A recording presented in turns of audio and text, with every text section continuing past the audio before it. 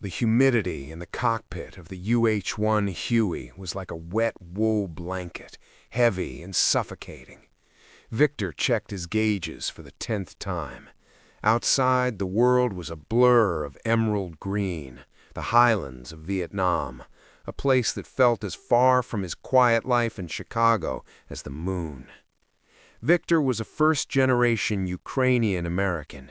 His father had fled the Soviets after the war, and now Viktor was flying over a different kind of war, fueled by the same ideological fire. "Stay low, Ghost One," the radio crackled. "The NVA has anti-aircraft units in the tree line." Viktor gripped the cyclic. He could feel the vibration of the engine in his teeth. Below them, the jungle looked peaceful, almost beautiful, like a sea of moss. But he knew the moss had teeth. Suddenly, the world exploded. A sharp crack thud rocked the chopper. The master caution light blinked red, screaming at him. "Tail rotor's hit! I'm losing her!" Viktor shouted into the mic, but all he heard was static. The helicopter began to spin, a violent, dizzying dance of steel and gravity. Trees rushed up to meet him like jagged spears. Viktor had a split second to see a flash of yellow in his mind. Not the jungle, but the wheat fields his grandfather used to describe back in Ukraine. "Not today," he hissed, pulling the collective. The crash was a symphony of tearing metal and shattering glass. Then, silence. A silence so thick it felt like water. Viktor woke up hanging upside down in his harness. The smell of aviation fuel was sickeningly strong. Blood dripped from his forehead onto the shattered windshield. Outside, the jungle was waking up. Birds began to scream, and in the distance he heard the rhythmic clanking of a signal, metal hitting metal. They were coming for him. He fumbled for his survival vest, his fingers finding the small, battered locket he kept in his pocket. Inside wasn't a girl, but a handful of dried soil his father had brought from a village near Ivano-Frankivsk. "If the earth is with you," his father had said, "you are never truly lost." Viktor unbuckled his harness and fell into the glass shards. He crawled out of the smoking wreckage, his M1911 in hand. He wasn't a pilot anymore. He was a survivor, and the green hell was just beginning to swallow him. The jungle didn't have a floor. It had a shifting carpet of rotting leaves and treacherous roots. Viktor moved like a ghost, or at least he tried to. Every snap of a twig felt like a gunshot in the oppressive silence of the highlands. His leg was punctured by a piece of shrapnel, and the heat was turning the wound into a throbbing furnace. He needed to hide his trail. The North Vietnamese patrols were close. He could smell the pungent smoke of their hand-rolled cigarettes and the damp earth they kicked up. As he crawled into a hollow beneath a giant banyan tree, the delirium of fever began to set in. He closed his eyes, and for a second, the humid air of Vietnam turned into the crisp, sharp wind of the Carpathian Mountains. He remembered his grandfather, a man who had survived winters in the forest hiding from the NKVD. "Listen to the woods, Vitya," the old man's voice echoed in his mind. "The forest is not your enemy. It is a house with many rooms. You just need to know which door to lock." Viktor reached for his survival kit, but his hands were shaking. He didn't have the sophisticated medicines of the base, but he looked at the plants around him. His grandfather had taught him about herbs, which ones stopped the bleeding, which ones drew out the poison. He found a fern-like leaf, crushed it between two stones, and pressed the bitter paste into his wound. It burned like fire, but the throbbing slowed. Suddenly, a sound. Not a bird, a metallic click. Viktor froze. 10 yards away, a young NVA soldier stood near a stream, his AK-47 slung loosely over his shoulder.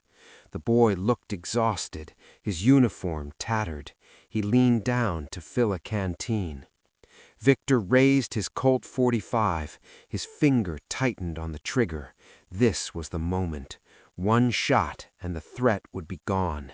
But as he looked through the sights, he saw the boy's neck, thin, vulnerable, with a small copper medal hanging from a string. It reminded him of the icons his mother used to sew into his clothes. "We are all someone's sons," his father's voice whispered. Viktor lowered the gun. He didn't fire. He waited, held his breath until his lungs screamed, and watched the soldier disappear back into the emerald shadows. He had spared a life, but in doing so, he had pinned his own fate to the mercy of the jungle. He pulled out the locket with the Ukrainian soil and pressed it to his lips. "I'm still here, Dido. I'm still walking." Night fell, and with it came the rain, a tropical deluge that washed away his tracks but chilled him to the bone. He wasn't just a pilot from Chicago anymore. He was a partisan, fighting a war of shadows, guided by the ghosts of a land he had never seen, but whose blood flowed in his veins. The rain didn't just fall, it conquered. It turned the world into a gray smudge of water and mud. Viktor's flight suit was a second freezing skin. He had been moving for 36 hours, heading for Point Alpha, a ridge where he hoped his radio signal could finally punch through the canopy to reach a rescue bird. But he wasn't alone anymore. The NVA officer leading the hunt, a man with a scar across his cheek and eyes like cold flint, had found the crushed ferns. He knew the pilot wasn't just a Yankee. He was someone who knew the woods. This made it personal. Viktor felt the change in the air before he heard it. The birds stopped mid-song. He dived behind a moss-covered rock just as a burst of 7.62 rounds shredded the leaves where his head had been a second ago. "Come out, pilot," a voice called in broken English from the mist. "The jungle is big, but you are small." Viktor didn't answer. He couldn't afford a firefight. He had 2 magazines left and a body that was failing him. He remembered another lesson from his grandfather. When the wolf is on your heels, don't run faster, run smarter. He pulled a thin wire from his survival kit. Using 2 empty C-ration cans and a fragment of his downed chopper he'd kept, he rigged a Carpathian tripwire, a simple distraction.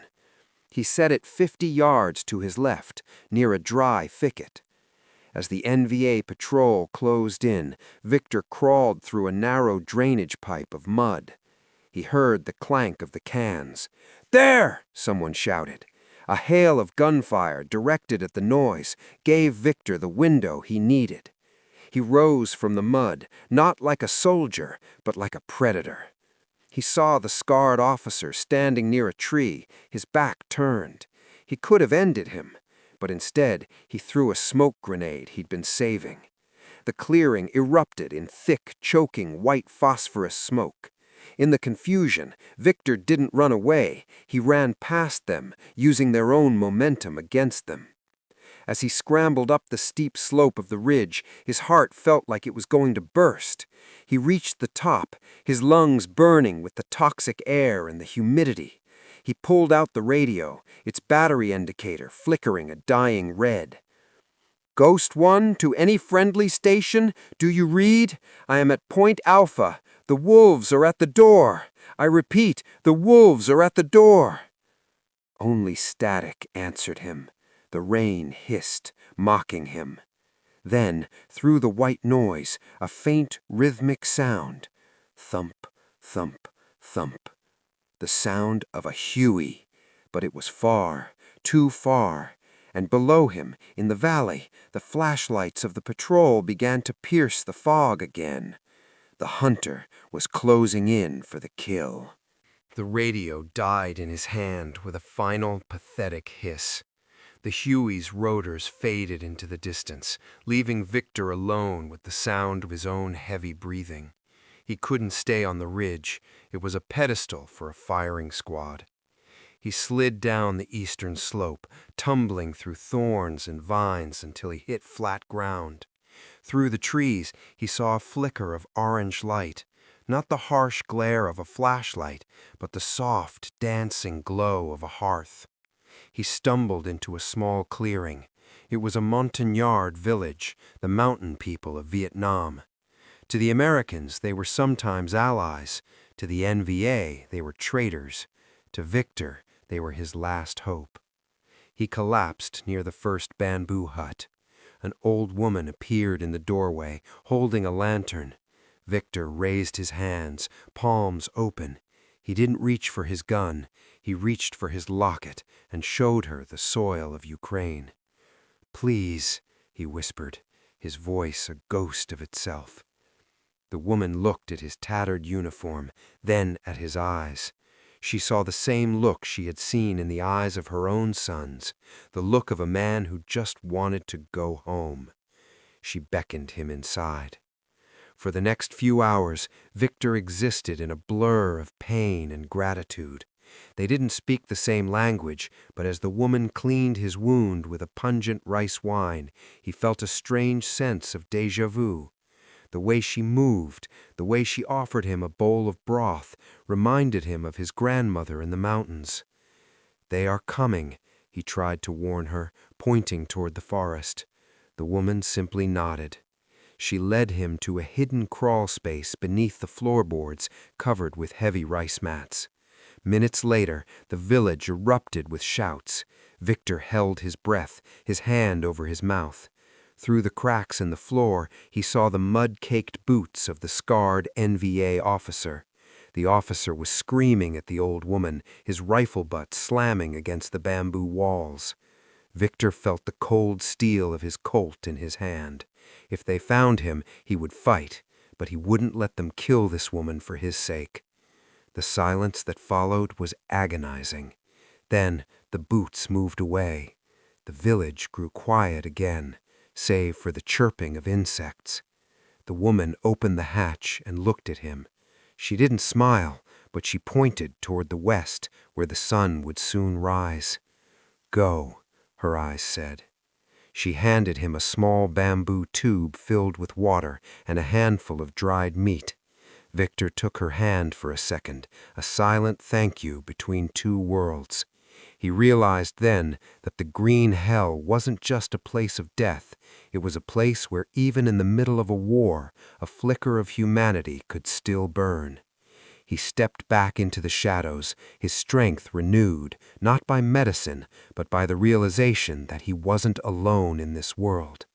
The final extraction point was 5 miles away, and this time he was going to make it. The dawn didn't bring light. It brought a thick, milky fog that clung to the trees like a shroud. Viktor reached the edge of a wide, grassy clearing, the landing zone. This was it, the point of no return. He pulled his last signal flare from his belt. His hands were steady now, fueled by a strange, cold clarity. He could hear the faint, rhythmic thump-thump of the rescue birds in the distance, but he also heard the rustle of the elephant grass behind him. The scarred officer and his men hadn't given up. They were closing in for the final ambush. Viktor popped the flare. A brilliant, screaming violet smoke erupted, punching a hole through the morning mist. "Here I am!" he roared, though no one could hear him over the wind. The first Huey appeared over the ridge, its door guns spitting fire to suppress the tree line. But the NVA were already at the edge of the clearing. Bullets kicked up dirt around Viktor's feet. He dived behind a fallen log, returning fire with his last magazine. Click! Empty. He was out of ammo. The rescue chopper was hovering, kicking up a storm of dust and grass. The crew chief was screaming, waving him forward. Viktor scrambled toward the open door, but a searing pain exploded in his shoulder. He fell, his face hitting the mud. Through the dust, he saw the scarred officer stepping out of the grass, his AK-47 raised. Their eyes met for a final second. Viktor didn't feel fear. He felt a strange sense of peace. He reached into his pocket and gripped the locket with the Ukrainian soil. "I'm coming home, Dito," he whispered. Suddenly, the door gunner on the Huey laid down a devastating wall of lead. The officer disappeared in a cloud of debris. The crew chief jumped down, grabbed Viktor by his harness, and hauled him into the vibrating belly of the bird.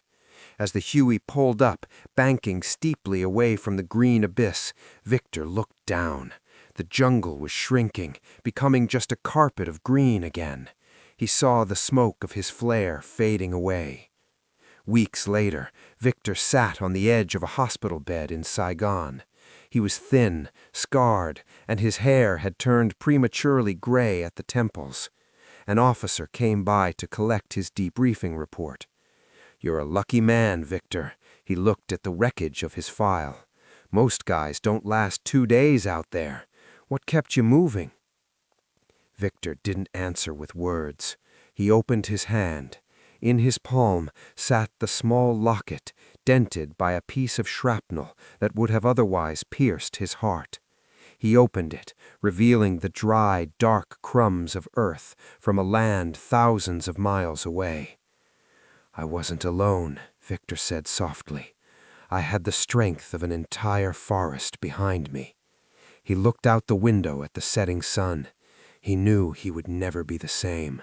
The iron bird had fallen, but its song, a song of resilience, of Carpathian grit and Vietnamese mercy, would stay with him forever. He had survived the green hell, not just as a soldier, but as a man who finally understood that his home wasn't a place on a map, but the earth he carried in his soul.